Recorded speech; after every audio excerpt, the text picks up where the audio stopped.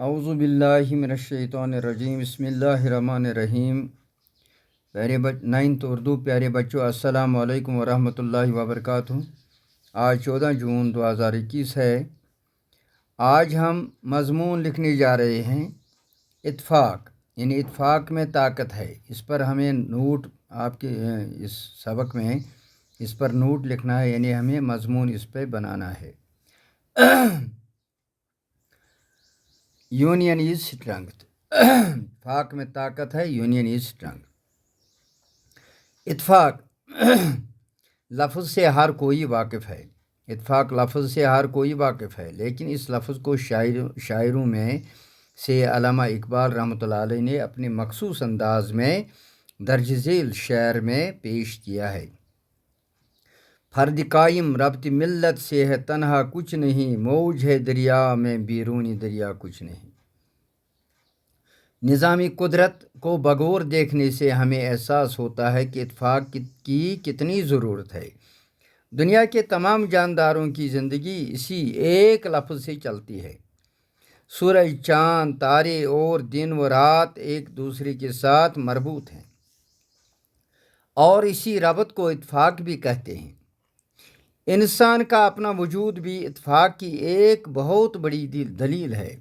جب انسان کوئی چھوٹا یا بڑا کام کرتا ہے تو جسم کے سارے اعضاء اس کو اپنا مدد فراہم کرتے ہیں۔ انسان زندگی کے ہر شعبے میں ایک دوسرے کی مدد کا محتاج ہوتا ہے۔ دنیا کے ممالک کا وجود بھی اتفاق ہی پر قائم ہے۔ کسی قوم کو جب غلامی سے نجات بھی ملی، وہ صرف اتفاق ہی کی بدولت ہے۔ اگر انسان صرف شہد کی مکھیوں اور چونٹیوں پر ہی نظر ڈالے تو اس کو اتفاق کا سب سے بڑا درس ملتا ہے۔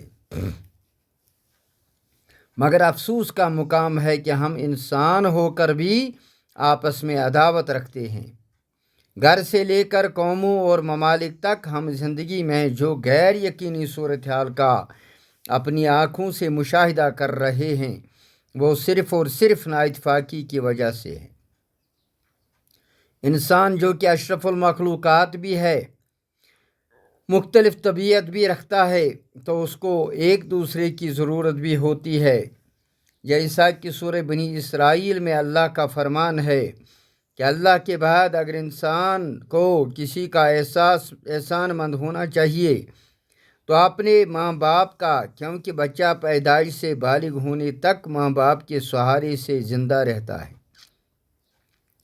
اور جب ماں باپ عمر رسیدہ ہوں تو وہ مدد کے محتاج ہوتے ہیں، اور یہ ذمہ داری زیادہ تر اپنے ہی بچوں کی ہوتی ہے، پھر سماج کے دوسرے لوگوں کی۔ انسان جب آسمان کی طرف دیکھتا ہے تو ستارے سیارے اپنی روشنی کو اتفاق کا مظاہرہ کر کے زمین کی طرف بھیج دیتے ہیں، تو اندھیری رات روشن ہو جاتی ہے۔ شہد کی مکھیاں باہمی اتفاق سے شہد تیار کرتی ہیں، نباتات اکٹھے ہو کر ایک باغ بناتے ہیں۔